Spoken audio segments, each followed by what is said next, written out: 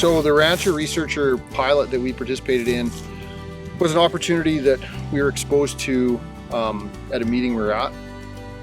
I was just lucky to be in the room at the time when they asked if there were producers who might be interested in the pilot project, and I was smart enough to put up my hand right away. There were funds there to help adopt some technologies and get feedback on probably more the process of the adoption rather than the actual technology specifically. Mother Nature is our boss. A lot of farmers will say, I am my own boss, and it's so good to have that thumb off of me. And it's, well, we have to answer to one person, and that's Mother Nature. We are risk takers to an extent, without a doubt. We like to think we're educated risk takers.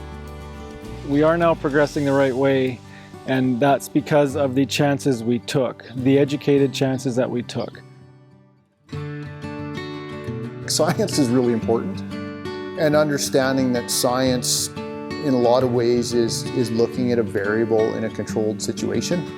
And on the landscape, it's not always that controlled. So understanding why things are happening, not just what's happening, but trying to understand why it's happening so you can replicate that into the future. I had seen many springs that had been developed over the years and was really intrigued by them. I didn't really understand how they worked. Environmentally, it was the right thing to do.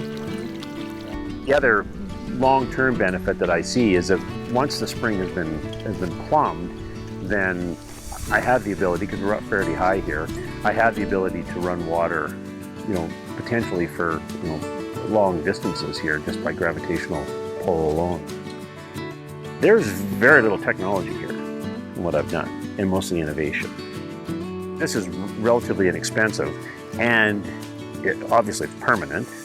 There's no moving parts on it. And what I did here, you could actually build with salvage material.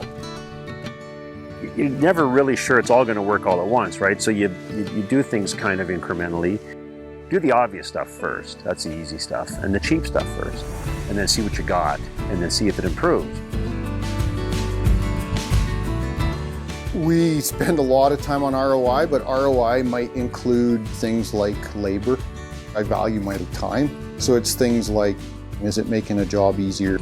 Does it let me do something management-wise that I should be doing, but I can't? That plays into it. The biggest thing with the scale was the ability to weigh cows, to get a feel for mature cow size and do a better job on rations and stuff. And then it kind of morphed into marketing calves off the scale, and then to automate everything. Formerly, we weighed things on a big NORAC scale and everything was written down with a pen and a piece of paper.